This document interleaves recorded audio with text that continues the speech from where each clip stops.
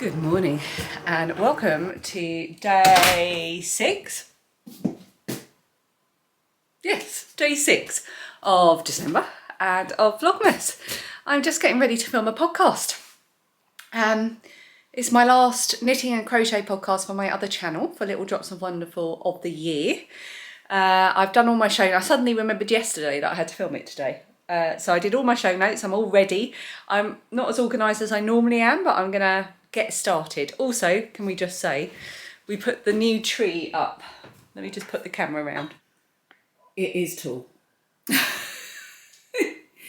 mean, it's still a good, 1.5 to 2 feet from the ceiling. It's 7.5 feet tall. The only problem we have at the moment, I don't know if we've done something wrong, because we didn't really have any instructions, or if the floor's wobbly, but if we walk past it, I'll see if I can show you.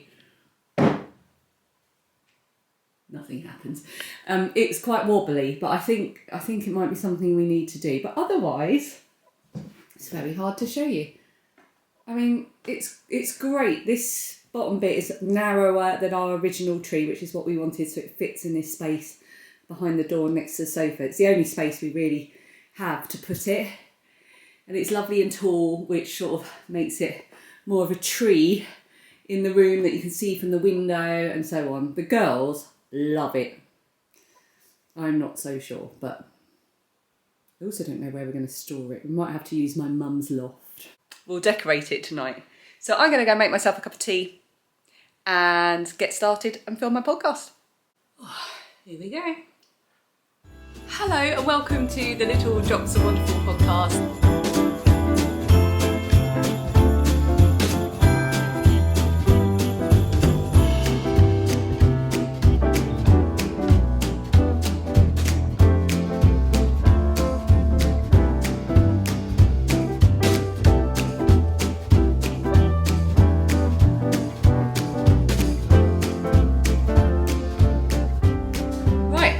Finished, and I am snottier than ever.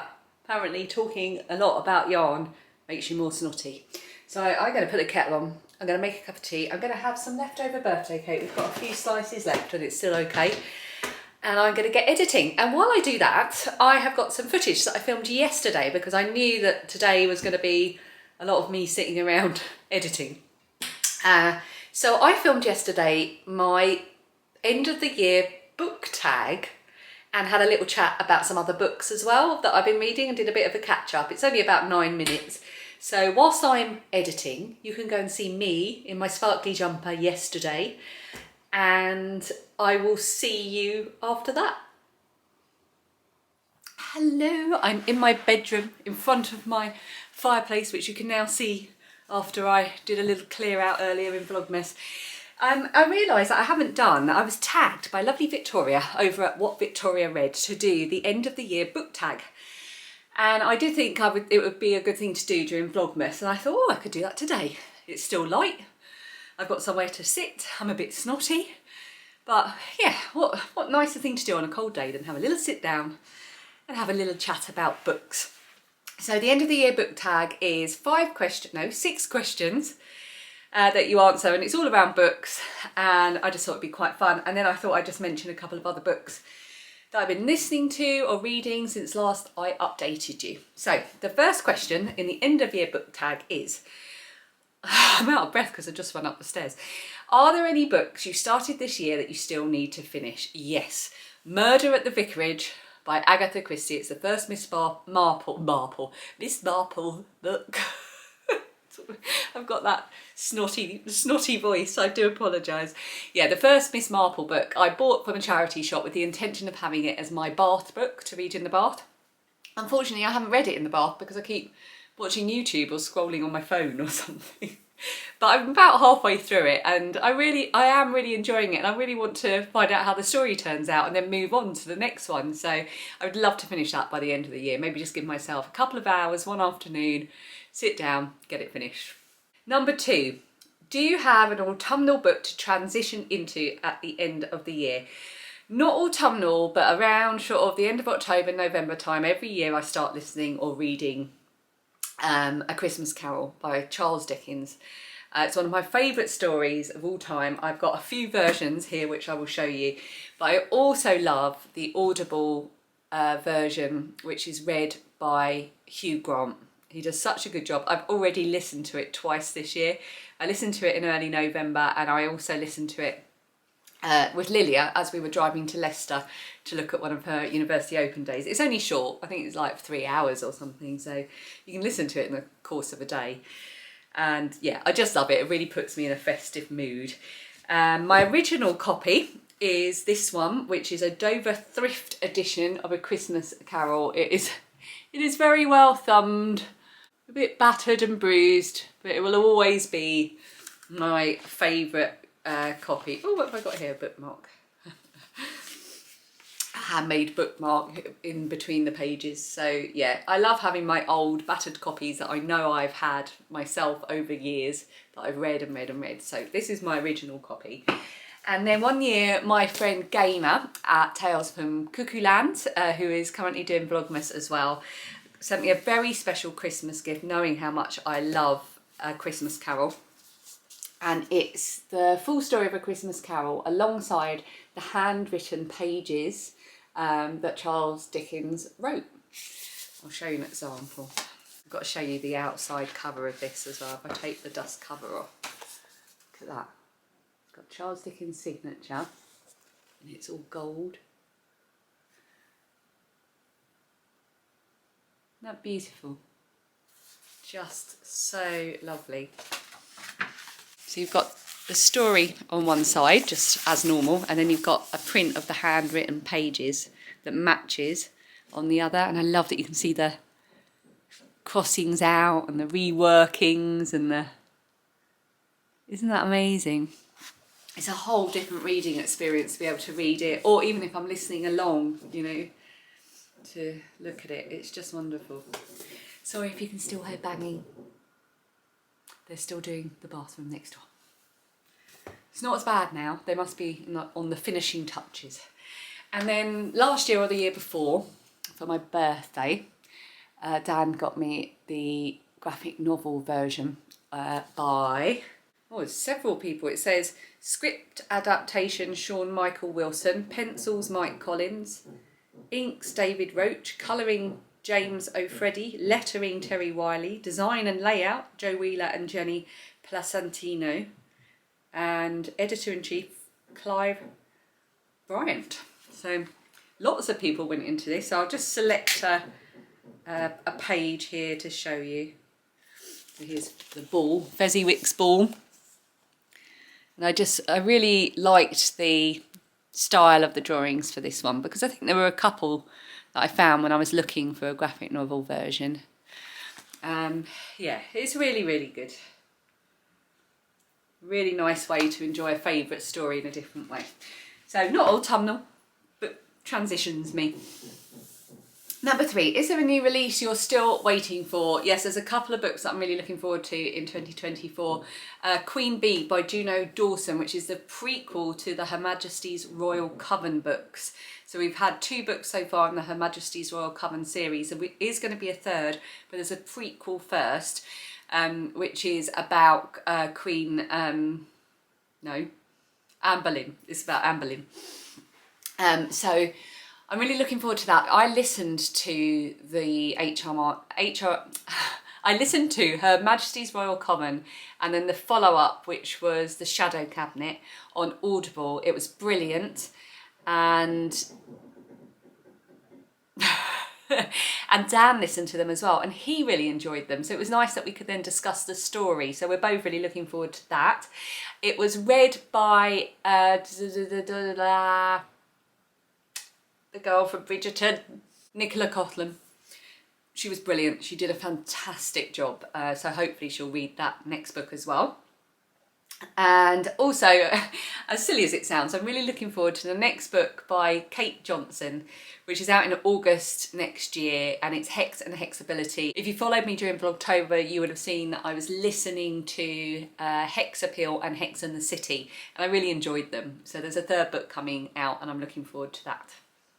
Number 4, what are the 3 books you want to read before the end of the year? So Murder at the Vicarage by Agatha Christie, that I've already mentioned.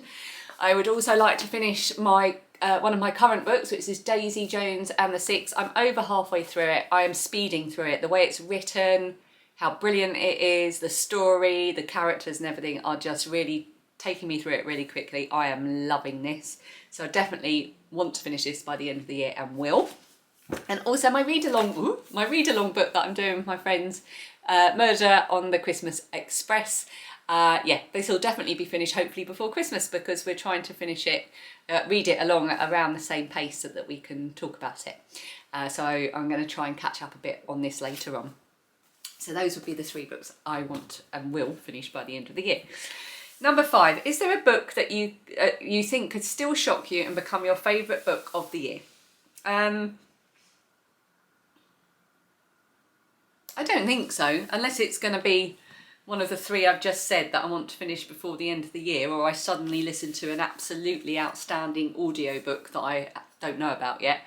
I think I am going to change one of my star ratings on Storygraph for a book that I read earlier in the year, which was Before the Coffee Gets Cold by Toshikazu Kawaguchi. I gave it at the time 4 stars, but I think about it all the time. Like, I really, the story of it stays with me, and Lilia recently bought herself a hard copy of it and we ended up talking about it. So I've upped that to a 4.5. So things change all the time with how I feel about books. And finally, number 6, have you already started making reading plans for next year? No, no, I don't make reading plans. My reading tastes and what I'm in the mood for change too often. So I've got a nice pile of books that I can help myself to at any time. I've got my Audible subscription and my library audio books that I can listen to for free. And I just find what I want to find and see what takes my fancy. Since I last spoke to you, actually, I've finished a few other books. I forgot to mention in my last book update in November that I had read The Maid by Nita Prose. I really enjoyed that book. I gave it 4.5 stars. I don't know if it's interesting to tell you what I gave it star-wise, but yeah, 4.5 stars. It was really good. It was heartwarming. It was a bit of a mystery. Yeah, I liked it. I liked the characters. I love the main character of Molly. And I listened to that on audio, and I thought that the narrator, an American narrator, did a really good job. I then listened to Ghosted by Sarah Reedy, which I got via NetGalley, and you can apply to listen to books in advance or read ebooks or hard copy books in advance. Sometimes not in advance. Sometimes I don't know what the reason is, but yeah, it's quite a good way to listen to books for free, and you just leave a review and link back to it. It was okay. It was a really good idea, but it was kind of written as a drama, and I thought it would be better as a comedy set in New York about a girl who moves into a new apartment and she realises that she has a ghost there, a very attractive ghost. It's a bit of a love story and a bit of a mystery about what's happening. So it kept me listening enough. I wanted to know what the deal was, enough to keep listening, but I do think it would have been better as a comedy. I then read Legends and Lattes, and I really loved it. It was a heartwarming, cosy, lovely tale about an orc who gives up the battle life of an orc, retires and opens a coffee shop somewhere where no one's heard of coffee. It's a fantasy novel, and they have this little chef ratkin thing called Thimble, and he keeps inventing what are obviously croissants and cinnamon swirls, and it's just really, really lovely. I really enjoyed it. There's another one out now in hardback, Bookshops and Bone Dust, but I want to wait for the paperback to come out, so I've got a little while yet. I don't think it's out until like next summer. And that's my little book update. I am going to make some Skirlie, and I'm sure there are many ways to make this. What you're looking at is a pan with some oil in it. It is supposed to be vegetable oil, but we've run out, so it's corn oil, just over a tablespoon. I'm going to put in a little bit of butter as well. I'm going to melt that down. And the reason I'm making Skirlie is because we're going to have Bubble and Squeak with leftover vegetables from last night's dinner tonight. And normally when we do that, when we have Bubble and Squeak, it's from a leftover roast dinner. And if it's a roast chicken, we will always have oat stuffing. It's one of the nicest bits. So Skirlie is just a version of that cooked in a different way. Rather than cooking it in the chicken, you just cook it in the pan. So I'm going to heat up the oil and melt in the butter, and then I am going to, I've chopped a large onion. I got this on a medium heat, by the way. I'm just going to cook this for a little bit until the onions start to, I don't want them to brown, I just want them to soften and start to lightly cook and break up where I haven't chopped them very well. Okay, move the camera slightly so you might be able to see slightly better. So they're just softening now, starting to colour, and I'm going to put in, I usually do this by eye, but I weighed it so I could tell you. So there's about 200 grams of oatmeal, and by oatmeal I mean Scottish oatmeal, Hamlin's Scottish oatmeal. I buy this when I'm in Scotland. I very rarely see it down here in England. I think it might be called pinhead oatmeal elsewhere. Anyway, I'm going to coat this now in the onion and all the oil. And I'm going to turn the heat right down to low. So I would like that to be a little bit wetter with the oil, so I'm going to add a little bit more corn oil, vegetable oil if I had it, to heat up in the middle there, and I'm going to add a pinch of salt, a bit of a larger pinch of salt, and just a crack of pepper. I'm not a big fan of pepper, so I just put a tiny bit in. Mix that all up, and then I'm going to cook this slowly on low for about the next 20 minutes or so, just to make sure the onions are pretty nicely cooked and the oatmeal is toasted. Here it is, it's all finished and toasted. I definitely let the salt get away from me a bit too much. I would have put probably half the amount of salt that came out, but it's fine because it's going with a load of other stuff. It will get dispersed. And it tastes really nice, and I want to eat the whole pan. Right, I'm going to go and get ready for yoga and then come back and eat the bubble and squeak, which Dan will cook. I've done all the preparation, but Dan cooks it much better than I do, so I'm looking forward to that. And if I don't get a chance to say it before the end of the day, I'll see you tomorrow.